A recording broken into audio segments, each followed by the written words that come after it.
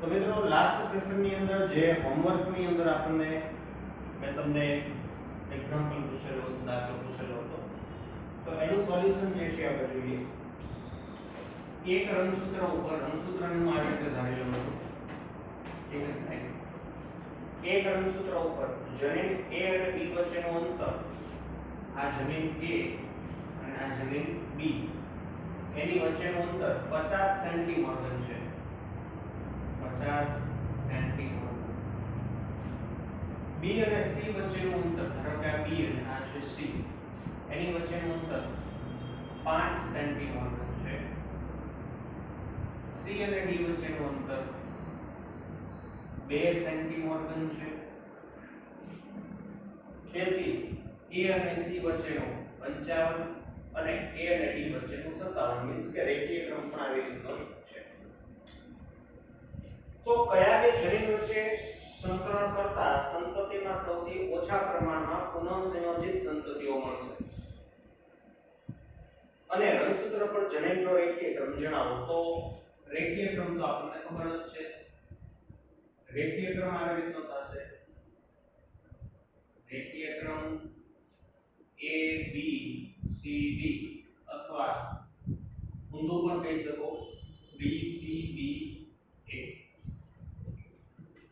હવે સૌથી ઓછા પ્રમાણમાં પુનઃસંયોજિત સંતતિ ત્યારે જ મળે જ્યારે જનીનો વચ્ચેનું અંતર સૌથી ઓછું હોય. તો આપણને 4 જનીન આપેલા છે. એમાં જે બે જનીન વચ્ચેનું અંતર સૌથી ઓછું હોય તો તે બે જનીનો વચ્ચે અથવા તો તે બે જનીનોને ધ્યાનમાં રાખીને આપણે જો સંકરણ યોજવામાં આવે તો પુનઃસંયોજિત સંતતિ સૌથી ઓછી મળે.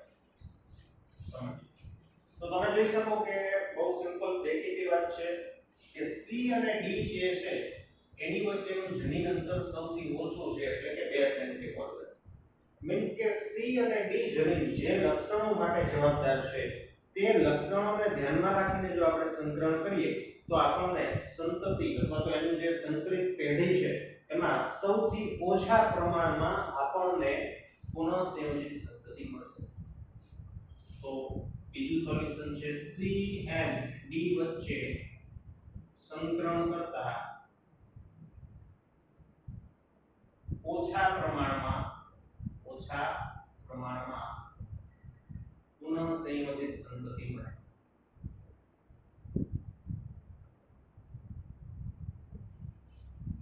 હવે આ દાખલો પૂરો થઈ જાય છે, પણ ધારો કે તમને એમ કહેવામાં આવે કે ઓછામાં ઓછું કયા જનીનો વચ્ચે પુનઃસંયોજિત સંતતિ મળશે. હવે આમ પૂછવામાં આવે કે જે જનીન ઓછામાં ઓછા અંતરે છે તેઓ વચ્ચે આપણે સંકરણ કરીએ છીએ અને ધારો કે આપણને 300 સંતતિ મળે છે. કેટલી? 300. ધારો કે સંકરણમાં 300 સંતતિ મળે તો આ 300 માંથી કેટલી સંતતિ પુનઃસંયોજિત લક્ષણો વાળી હશે? બહુ સિમ્પલ આન્સર છે મિત્રો. જે સેન્ટીમીટરમાં જે વાત રજૂ થાય છે આ વાત આપણને હકીકતમાં શું શીખવે છે, શું આપે છે, શું રિપ્રેઝન્ટ કરે છે? તો કે સંકરણની અંદર કેટલા ટકા સંતતિ પુનઃસંયોજિત વાળી છે તે વસ્તુ રિપ્રેઝન્ટ કરે છે. એટલે કે જો 300 આપણને મળતી હોય અને C and D વચ્ચેનું સંકરણ હોય તો આની વચ્ચેનું જનીન અંતર આપણને આપેલું છે.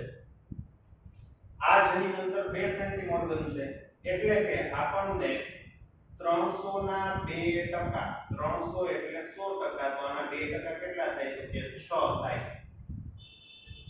તો ટોટલ 6 સંતતિ પુનઃસંયોજિત લક્ષણો વાળી આપણને મળશે. પૂરું. આ છે સરસ.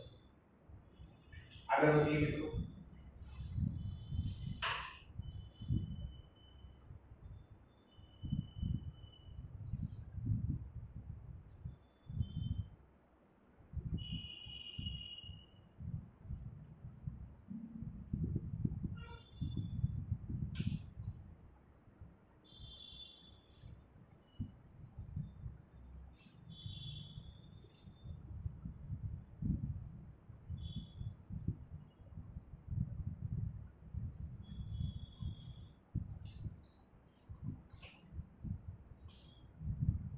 મેન્ડેલના એક સંકરણના પ્રયોગમાં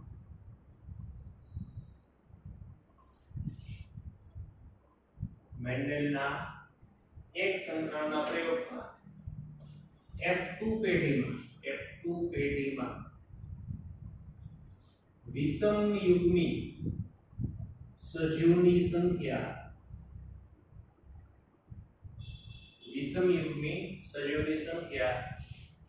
40 હોય તો ટોટલ સંતતિ અને સમયુગ્મી પ્રભાવી એન્ડ સમયુગ્મી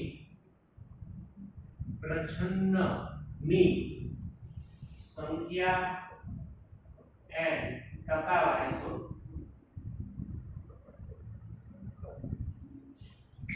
બહુ સિમ્પલ અને ગાણિતિક પ્રકારનો એક સંકલનને આધારે તારવી શકાય એવો ક્વેશ્ચન છે. ચાલો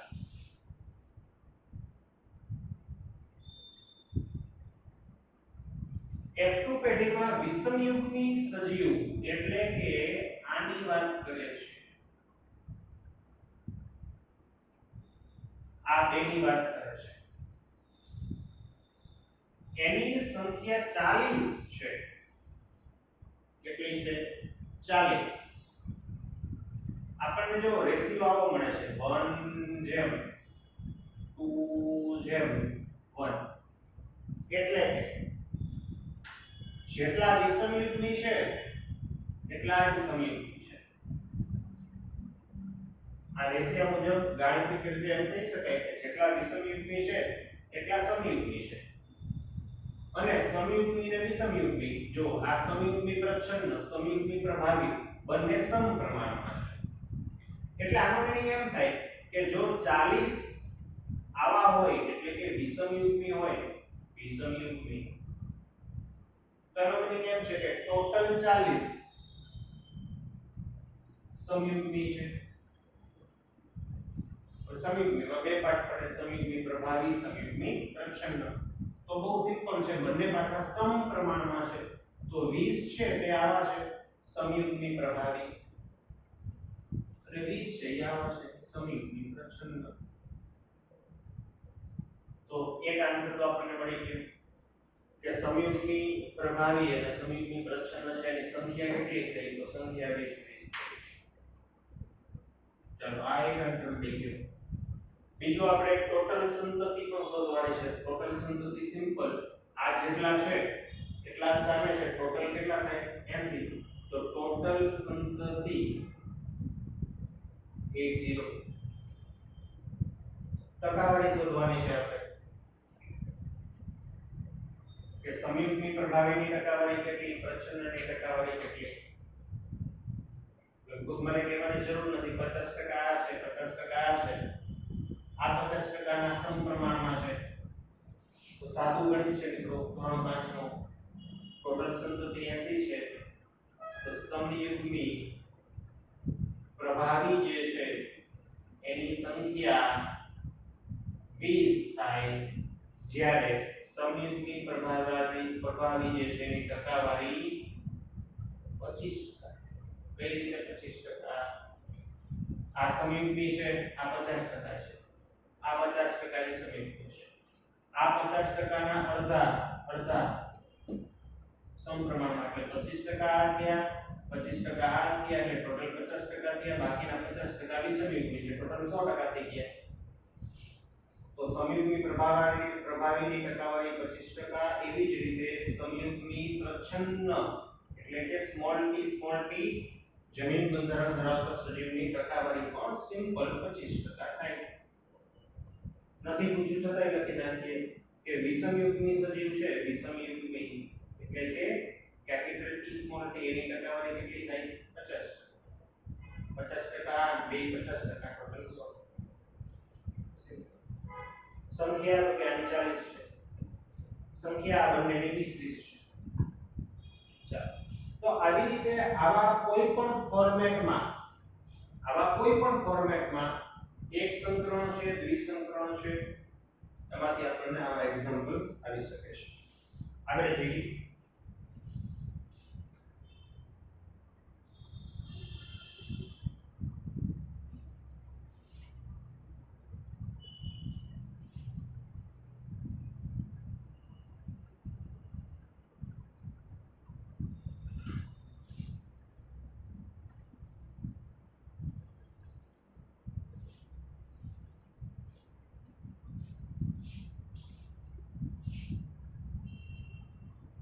મેન્ડેલના દ્વિસંકરણના પ્રયોગ.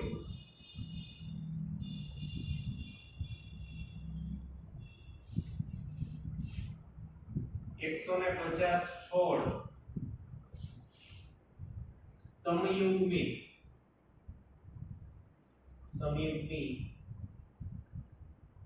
પીળા એન્ડ ગોળ 150 છોડ સમયુગ્મી લીલા એન્ડ ખરબચડા લેતા.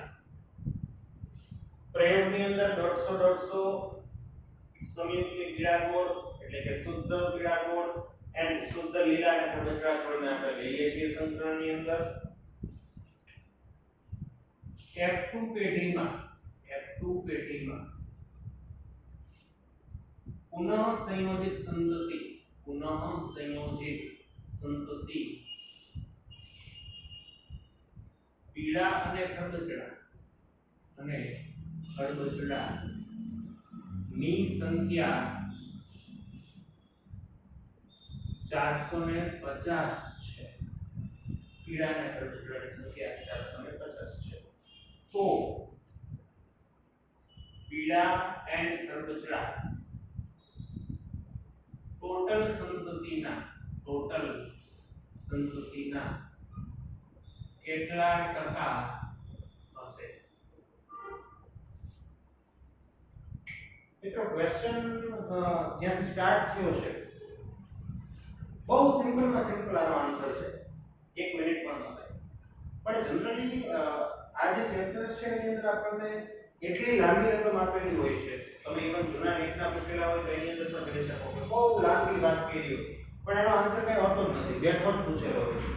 હવે શરૂઆતમાં આપણને 150 છોડ કીધા એટલે આપણે બીજી કઈ ગણતરી કરવા માંડીએ કે 150 છોડનું સામસામે સંકલન કરીએ તો કેટલી સંતતિ ઉત્પન્ન થાય. તો મિત્રો એનું કોઈ સૂત્ર નથી. તો કોઈ પણ એક છોડ છે એમાંથી કેટલી પરાગરજ માદા છોડ તરીકે આપણે જેને ધારીશું એમાં જાય છે, એમાં કેટલા પુષ્પ છે, એની અંદર અંડક શું છે, કેટલા બીજ છે, કેટલું. એટલે આ વસ્તુનું કોઈ સૂત્ર જ નથી. આપણને કોઈ પૂછે કે 150 બંને સામસામે છોડ છે એની વચ્ચે સંકલન કરાવે કેટલી સંતતિ ઉત્પન્ન થાય તો એ કોઈ એનું સૂત્ર નથી. તો કેટલી પરાગરજ જાય, એના બીજ કેવા છે, એનું ફળ કેવું છે, એમાં કેટલી બીજની સંખ્યા છે, બધાનું ફલન થાય નથી થતું, એના ઉપર ડિપેન્ડ કરે. એટલે આ જે ઉપરની જે બ્લુ કલરની લાઈન છે ને એ તો ખાલી જેને કહેવાય કે આપવા માટે જ આપી છે. એનો આપણે ક્યાં ઉપયોગ કરવાનો નથી. બીજી વાત કે આપણને પીળા અને ખરબચડા પુનઃસંયોજિત સંતતિ 450 આપી છે. ટોટલ સંતતિ કેટલી આપી છે આપણને કીધું નથી. તો આપણે કેવી રીતે શોધશું? આવો પણ પ્રશ્ન થાય. જો ગાણિતિક રીતે જોઈએ તો તમે સાચા છો, આવો પ્રશ્ન થવો જોઈએ. પણ મિત્રો આમાં કઈ છે જ નહીં. આમાં કાંઈ કરવાનું નથી. આ જે પણ આપ્યું હોય તે બહુ સિમ્પલ જો એમને આપણને F2 પેઢીમાં જે સ્વરૂપ પ્રમાણ છે આપણને આવે છે 9:3:3:1. આ જે સ્વરૂપ પ્રમાણ છે એમાં આ કોણ છે તો કે પીળા ગોળ, આ કોણ છે પીળા ખરબચડા, આ કોણ છે લીલા ગોળ, આ કોણ છે લીલા ખરબચડા.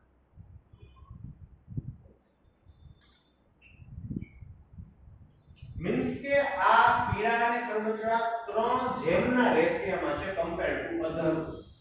3 ના રેશિયોમાં છે જેની સંખ્યા 450 છે. તો મિત્રો આ 450 છે એ આપણને આપ્યું છે તો એના આધારે આપણે આ બધાની સંખ્યા પણ શોધી શકીએ. બધુંય થાય પણ બીજું પણ સિમ્પલ જ છે, કઈ રીતે સમજો. જો આ જે આપણે સંકલન કરીએ છીએ એમાં આપણને શું આ જે લાઈન ફોર્મ્યુલા શું સૂચવે છે કે ટોટલ 16 સંતતિ છે, મીન્સ કે 16%, જેમાંથી ત્રણ સંતતિ પીળા ખરબૂચા છે. તો એની ટકાવારી કેટલી થાય? 16 એટલે 100%, તો 3 એટલે કેટલા ટકા થાય? તો 300/16. જોઈએ આપણે કેટલા ટકા થાય છે.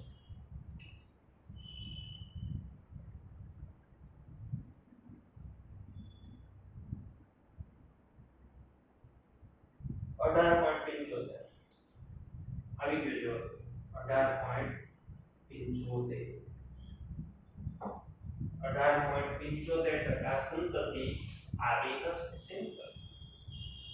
આની યાર આપણે કઈ લેવાનું છે? આના તમે જો ટકાવારી પૂછી છે આપણે. હવે આ દાખલો ઊંધી રીતે ગણીએ આપણે. આ દાખલાને આપણે ઊંધી રીતે કરવો છે. જો આવી રીતે આપણે આપ્યું છે કે 9:3:3:1. આ કોણ? પીળા એન્ડ ખરબચડા. જોજો એની આપણને કેટલી સંખ્યા આપી છે? 450 આપી છે. ચાલો તો આ સંખ્યાને આધારે આપણે પીળા અને ગોળ જે છે એ કેટલા છે એ પણ તારવી શકાય. સાદું જ છે મિત્રો. પીળા ગોળ,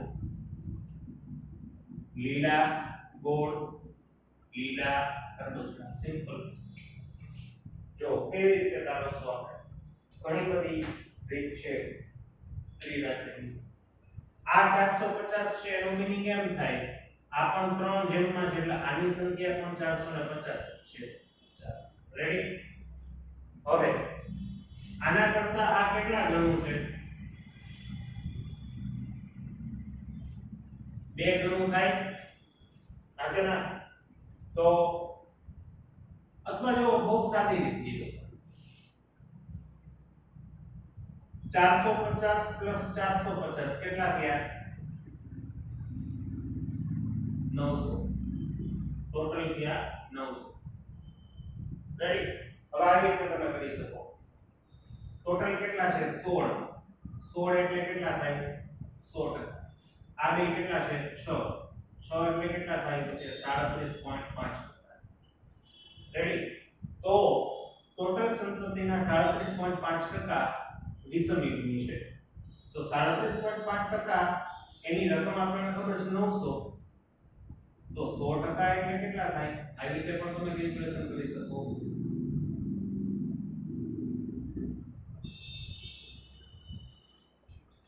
તો જે આન્સર આવી ખ્યાલ આવે આપણને. ચાલો આનો આન્સર આવશે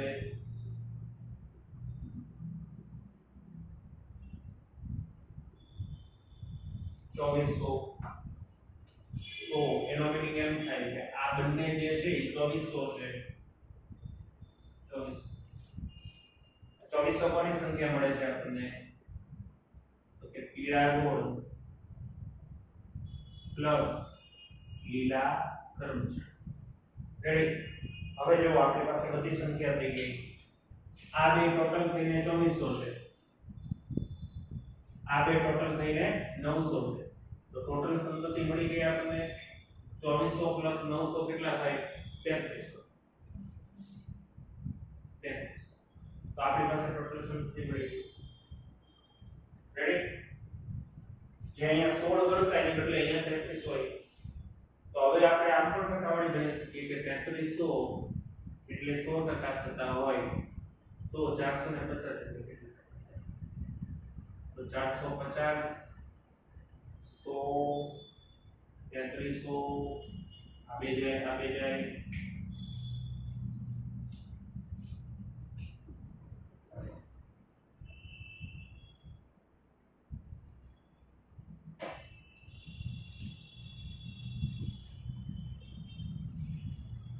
આન્સર મળશે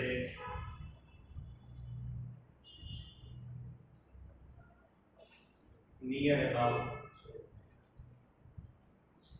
એટલે તમને ગમે એવી રીતે પૂછેલો હોય, તમને કોઈ પણ એક જ વેલ્યુ આપેલી હોય તો આ વેલ્યુ થી તમે આ સૂત્રનો ઉપયોગ કરીને ગમે તે તારવી શકો છો. બહુ સાદું એવું એક્ઝામ્પલ આપણે લઈએ આગળ.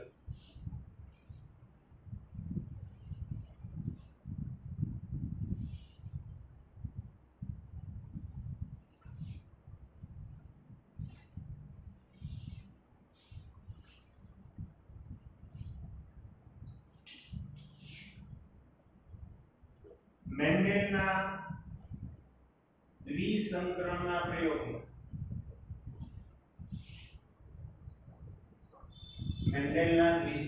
પ્રયોગમાં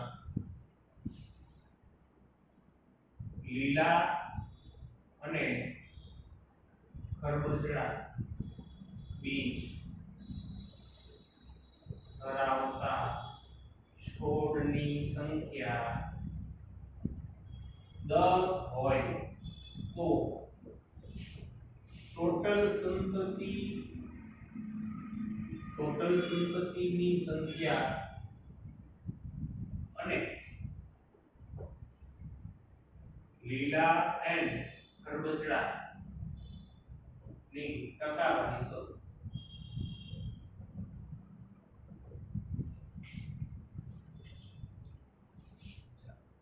Nine gem, 3 gem, 3 gem, 1.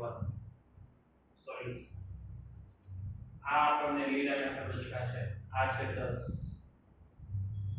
આ 10 હોય તો બહુ સ્વાભાવિક છે. આ થાય 30. આ થાય 30.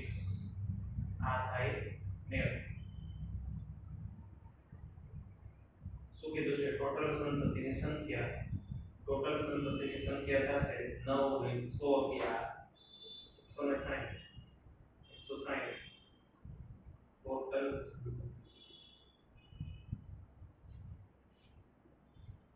ટકાવારી શોધવાની કીધી છે. તમે આમ પણ કહી શકો કે 160 એટલે 100%, તો 10 એટલે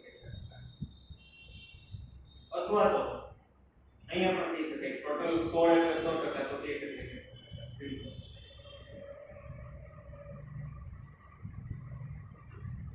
જે પણ આન્સર આવે તેટલા કરતા.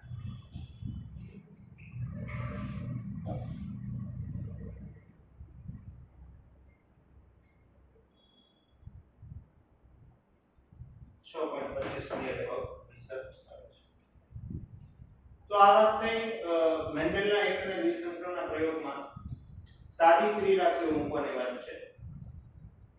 તો મારાથી બેટર તમે ત્રિરાશી મૂકતા જાણો છો. મારે તો જે એમાં તકલીફ પડે, પણ તમારા માટે બહુ ઈઝી વાત છે. પણ કહેવાનો ભાવ છે કે તમને જે પણ આપેલું છે એને આ સૂત્ર સાથે એપ્લાય કરવાનું છે અને એને આધારે જેને કહેવાય તમારે ગણવાનું છે. એટલે વાત